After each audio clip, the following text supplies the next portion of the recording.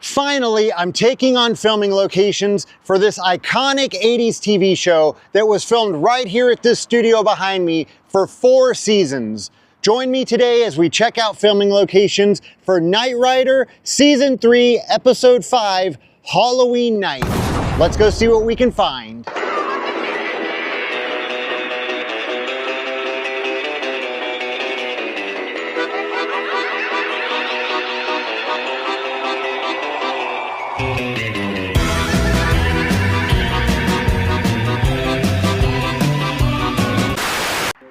So this apartment building right here behind me, the Oak Point Apartments, this is Bonnie's apartment complex, and this is where the episode begins, and also where about 75% of the episode takes place.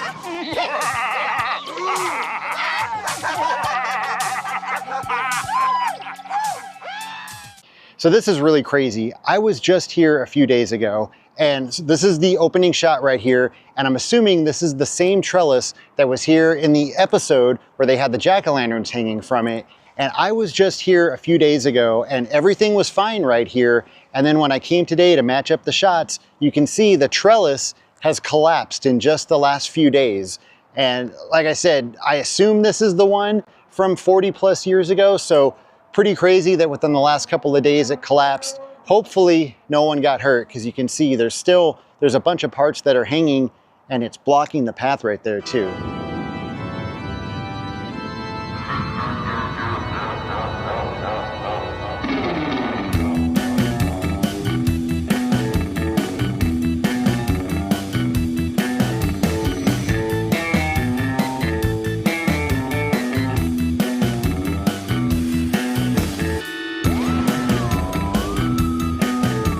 So it turns out where that party's taking place is Bonnie's new apartment complex, and she just wants to get some rest. She then looks out her window across the way and she sees a gorilla strangling a woman. The next day, Michael comes to check on her because she hasn't been feeling too well, and we see him walking right here. This is the same spot from the beginning where all those jack-o'-lanterns were hung. We then see him walk up these steps. You can see the address on the building, and suddenly, and right about here is where that plant was, and these are the steps that Michael walks up. And so Michael goes inside, and Bonnie's telling him about what she saw, and he doesn't really believe her. He assumes she hallucinated or something from being sick, but he goes over to the apartment, and why are those ceilings so low? I know David Hasselhoff is not that tall. Anyways, they go over to the apartment, they help themselves and walk in, and of course, the apartment is empty. So Michael takes a walk out to Kit, and where he's walking, almost everything looks the same. Those yellow posts, the wall, the railing, just about everything here looks just like it did. He walks a little bit further and you can see a parking garage behind him. The address above the entrance is no longer there. A lady comes out of the parking garage and she claims to be a witch. Again, everything that you see behind her looks the same. She takes a walk around Kit, and you get that shot of the building, and I just love how almost nothing here has changed in 40 years.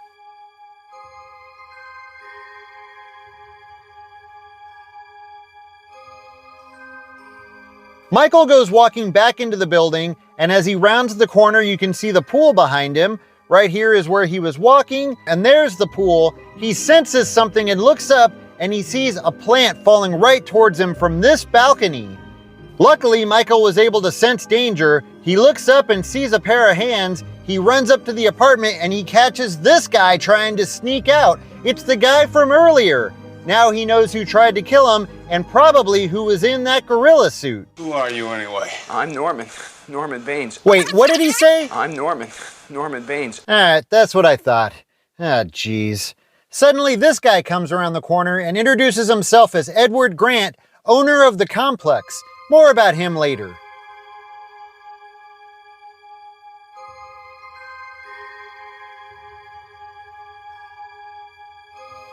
So Michael heads to the prop shop where the costume came from, and you can tell that this is actually a prop warehouse at a movie studio. I'm gonna assume that this is the prop warehouse at Universal. However, they never show the outside, so it's kind of hard to tell, but the show was filmed at Universal Studios, so if I had to guess, I would say that's where this is. Michael's still trying to figure out who was inside that gorilla costume, and we see him and Bonnie talking about it, walking right here. Now, this is back at her apartment complex. We see them walk from one set of doors across the courtyard and to another set of doors. And everything here looks almost exactly like it did 40 years ago, except for they've changed the doors. But other than that, it still looks the same.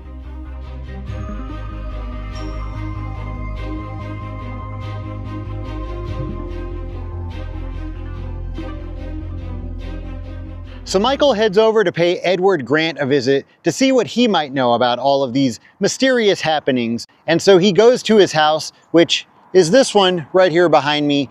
This is on a somewhat famous street. There's been quite a few movies and TV shows filmed here over the years. Actually, Donna's house from the movie La Bamba is just right over there across the street. And coincidentally enough, look at the shirt that my son's wearing today. So Michael sees that there's a dry cleaning tag on the gorilla costume, and he decides to go to the dry cleaners and talk to them and see if they know anything. That dry cleaners was located right here in this shopping center. I think it was where the soul food restaurant now is, but these storefronts might have changed because I feel like the dry cleaners was a little bit more to the left, but it was roughly right here in this area. But we see Michael come walking out of the dry cleaners. You can see this section of the shopping center, which still looks the same. You can see a staircase, which is right there on the other side of that green door. Michael then smoothly jumps over the wall and tells Kit to pop the trunk. Trunk, por favor. And right about then, you see that down the street, there's a car and someone in it is watching Michael, and it's a gorilla.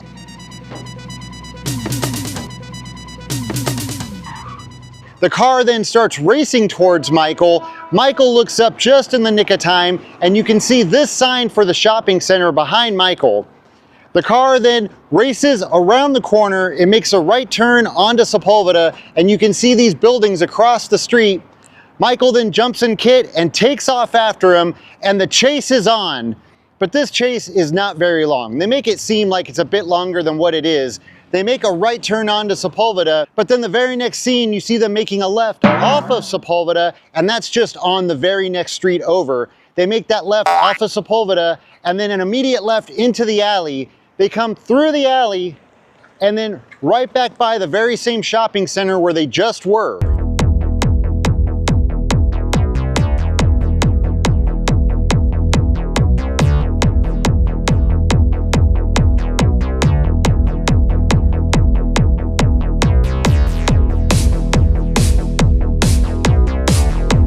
It's pretty much impossible to get this shot with the garage in the apartment building because there's now a huge tree that gets in the way.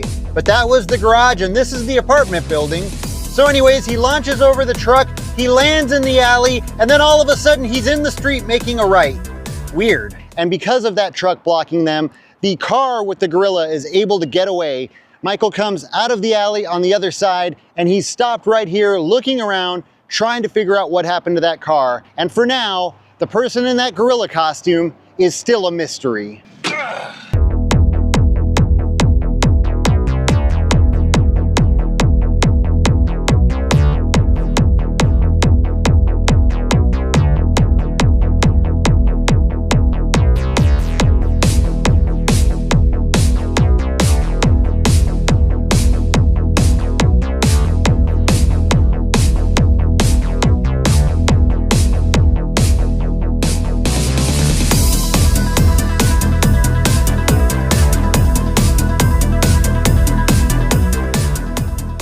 It's so crazy to stop and think that right here in front of me is where they did one of the many Kit jumps.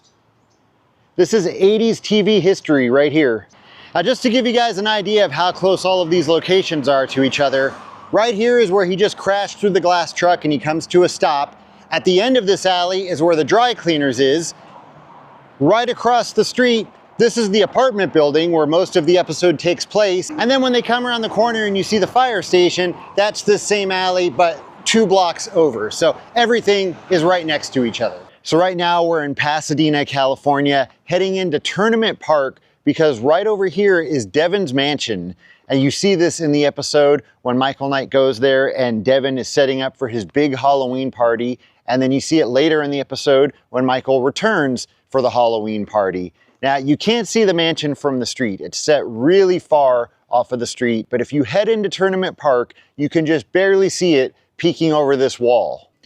So right over there, that's the entrance to the park. That's where we were just standing.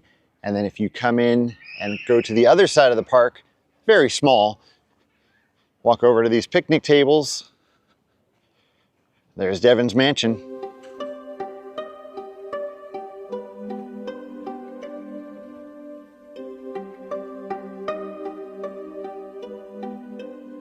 And even though you can't see much of it from the street or from the park, luckily this is a very famous mansion and you can find a lot of pictures of it online and you can see that it is definitely Devon's mansion.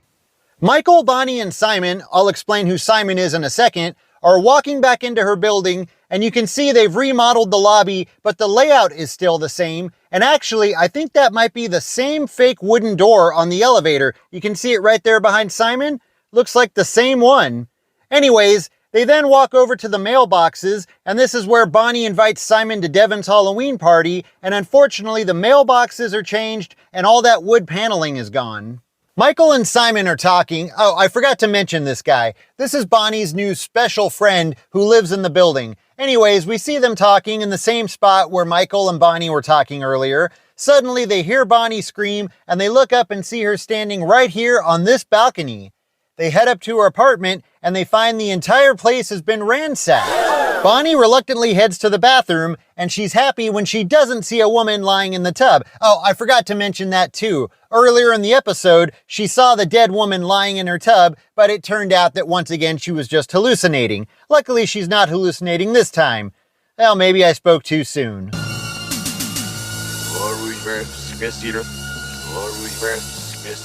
Who the hell wrote this episode?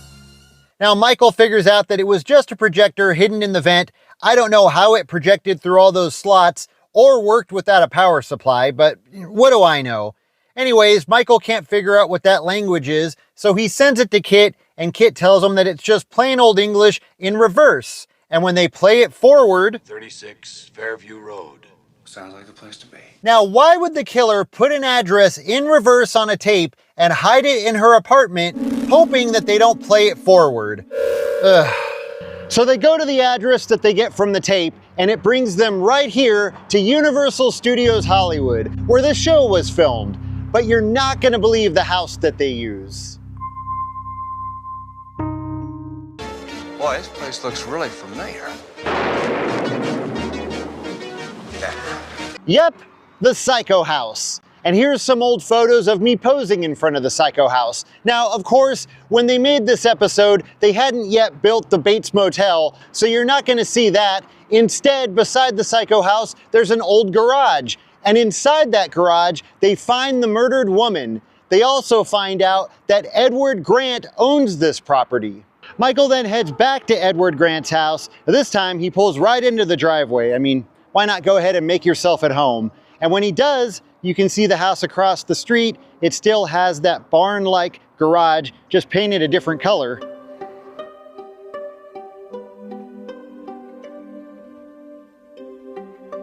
Later that night, Bonnie heads to Devon's Halloween party with Simon. Oh, never mind, it's Norman Baines, who Michael also suspects to be the killer. So we see Michael racing through downtown LA, trying to make it to the Halloween party so he can save Bonnie. But even though he's trying to save her life, he still had time to stop and dress up like Burt Reynolds. Yeah, that's right.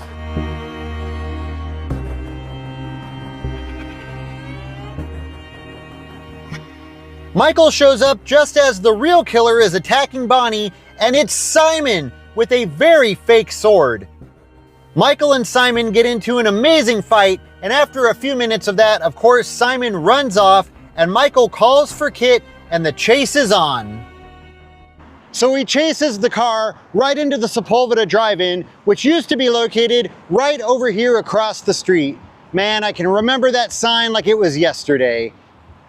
Now, unfortunately, the Sepulveda Drive-In shut down in the late 80s, and it was then torn down sometime soon after. So after Michael crashes through the screen, he lands in the drive-in, and of course he's able to catch Simon and put away the bad guy.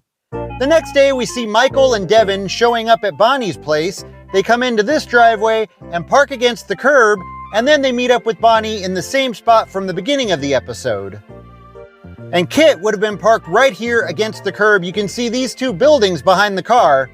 Bonnie then tells Michael that she's got a neighbor that she wants him to meet, and it turns out to be the witch from the beginning of the episode. You can see these buildings behind her.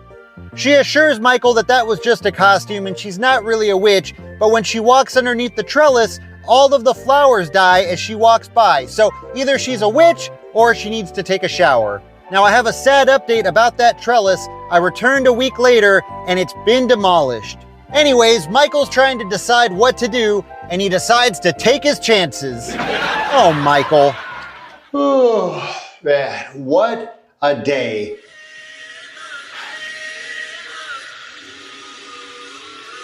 All right, okay, that's enough, all right? I know what you're doing, I like what you're doing, but copyright, okay? Jeez. So I'm glad I finally did my first episode of Knight Rider, and I couldn't think of a better episode to kick things off with. As always, thank you so much for watching, and I'll see you next time. Oh, and keep Halloween alive.